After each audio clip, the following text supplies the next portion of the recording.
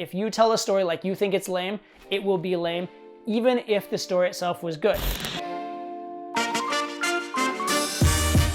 We have two amazing questions for you today. They're actually related questions on the topic of storytelling and conveying yourself verbally, right? It's so common that guys don't know how to tell stories. They don't know how to tell stories to make them interesting. They also don't know how to tell stories that convey them in a high value way. So we're gonna address both of those right now with these questions.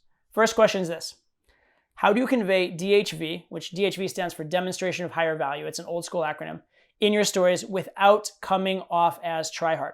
Very common question. I get asked this all the time. Second question, much more general: how to improve my storytelling. Okay, and for the second one, I'm gonna treat that as storytelling in general as opposed to storytelling in game. So the first part is how to improve your storytelling in game, how to make it more game applicable and useful in terms of demonstrating higher value. The second is just how to tell a good story, how to tell a story that's not boring, that's interesting, how to make it so that people actually want to listen to you. We're gonna answer the first one first, the demonstration of higher value. So when it comes to demonstrating value through your stories, first and foremost, you want to have a story that would be good enough without the demonstration of higher value, which is why second part of the question is coming up. So keep that in mind. You want to have a story that's good enough without it.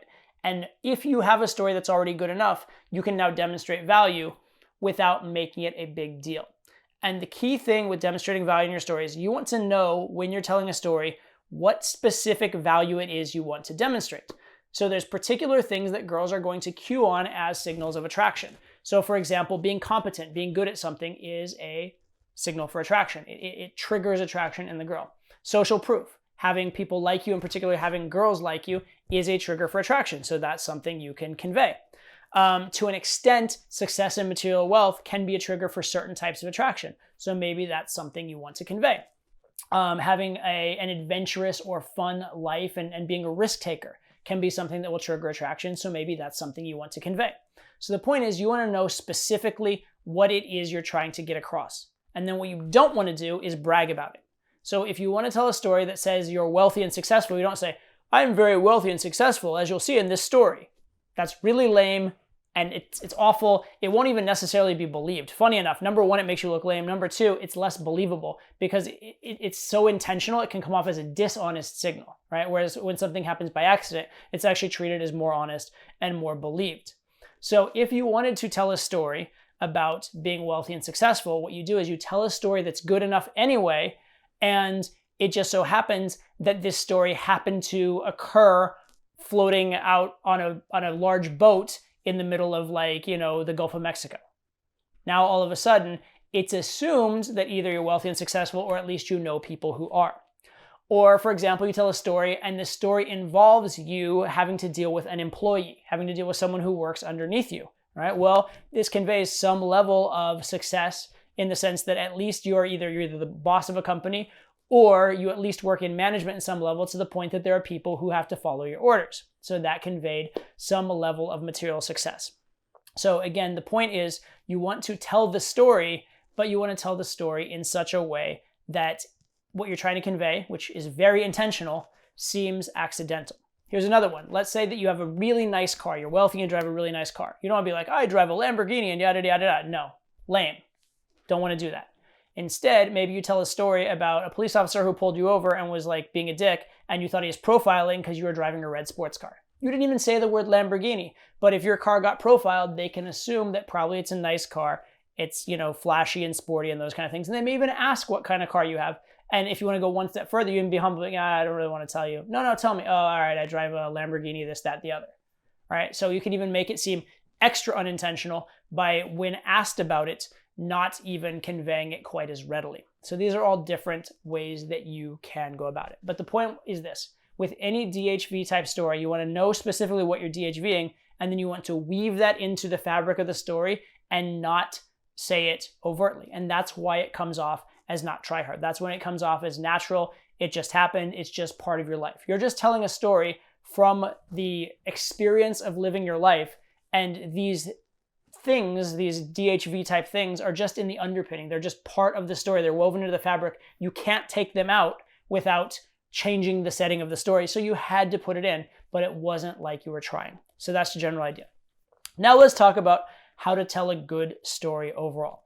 there's a few points I'm going to give you. There's tons and tons of material about how to tell a good story. This is an incredibly complex topic. I mean, there are professional authors who spend their whole life trying to tell stories slightly better, right?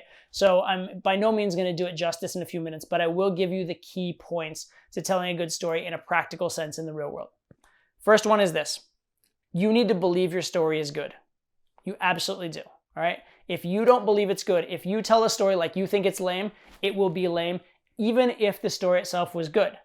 Also, a bad story, if told in a charismatic way, can actually become a decent or good story. I'll give you an example that I've given many, many times over the course of my career in game when talking to students. I'm going to tell you a story, and this is probably the best story you've ever heard in your entire life. So like buckle your seatbelts, okay? You ready for this? So on the way here to shoot this video, I was driving in my car, and I looked out the window, and I saw this tree. Now, this was not your typical tree.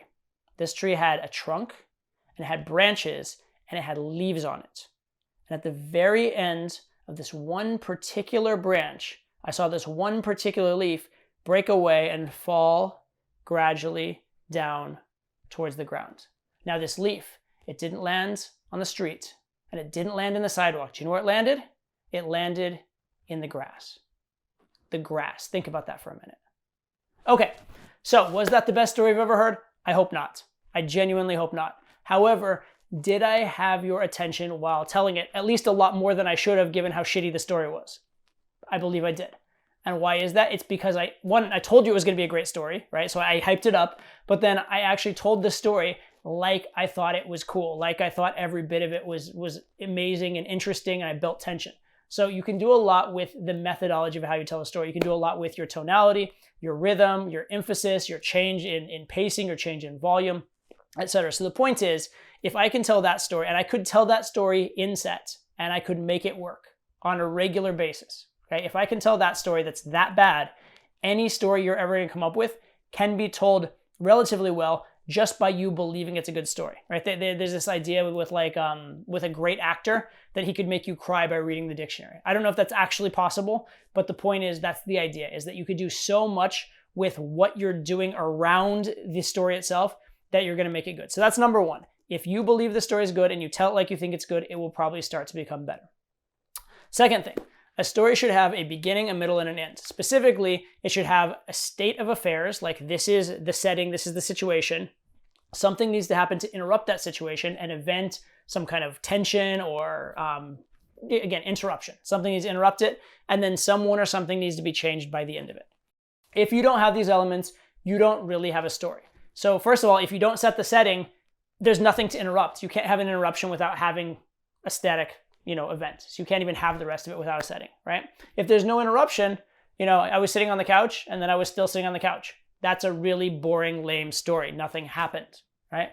And if you have some situation and an event and then no change, people leave the story saying like, what happened then? Or so what, right? So what? That's what you don't want to hear at the end of your story. So what or what happened then are the two things you don't want to hear at the end of your story, okay? So situation, interruption, change. Next tip for good storytelling. There's a phrase that I like to quote. So they say, every great story is actually the same story, and that's the story of the human condition. The point being this: if you tell a story and it lacks humanity, it lacks emotion, if you don't talk about how you felt and what your experience going through it was, it won't be a good story, even if the events are cool. If you give a laundry list of exciting events, it will not be a good story. It may be, a catalog of bullet points of events, but it's not a story. But if you talk about how during this event you were terrified and that led to this event, and then you grasped this and you wrestled with your fears and then you came out of it here, now all of a sudden that's a good story. Because why? Because it's the story of the human condition, which again is what every great story is. Finally, bonus for practical storytelling. If you want a story to be good, almost no matter what, focus on either going from general to specific or specific to general. If you do that, your story will seem meaningful and interesting. Okay, what do I mean? So if you make a general point, you say, whenever I go travel, I always do this. So for example, there was this one specific time when I didn't do this, and boom, boom, boom, boom. And now you tell a story. And now you have this general idea, and then you have a specific to illustrate it. And it actually makes a cohesive and good story. And the specific is in the weeds enough to be interesting. The general is large enough to give it purpose and make it come together, and someone doesn't ask, why did you just tell me those random facts? You can also go from specific to general. You talk about, one time when I was a kid, this, and this happened, and at the end, you're the conclusion. And so ever since that day, I never did X, Y, Z, right? So you go then, in that case, specific to general. But that's one final tip to make your story meaningful and impactful. All right, so that's a lot. Feel free to go back and watch each of the bullet points, go back and review it, add all these things into your stories. But realize there are two pieces to good storytelling in game. One is telling an interesting story in the first place. The second one is to make it relevant to game in terms of demonstrating higher value. There are also, by the way, other ways to make it relevant to game. You can make it relevant to game not by making it higher value, but by weaving in some ideas of what is a relationship or what your standards are in girls. There are other ways to weave elements of game in. That wasn't specifically asked in the question, but I do want to throw that in, that demonstrating higher value is only one of many things you can convey by accident through your stories, and you should in fact go ahead and do that. Secondly, in terms of telling a good story, I want to tell you that this is obviously just a primer. There's tons of other things you can do. For example, how to tell a good joke, how to have tension in delivery, how to have a punchline, all those kind of things, how to build tension and release tension and build tension. There's a lot further you could go, but what I've given you here should be a good starter to get you telling competent stories on a regular basis that will get you results in game. So hopefully you enjoyed that and found it informative. I want to point out this is an area of game called verbal game. What to say and how to say it, how to use your words in communication to establish attraction, establish comfort, to get a resulting game. If you want more on this topic, check it out at verbalgameacademy.com. I have an entire course over there that goes into incredible depth. You're going to love it. Go check it out right now.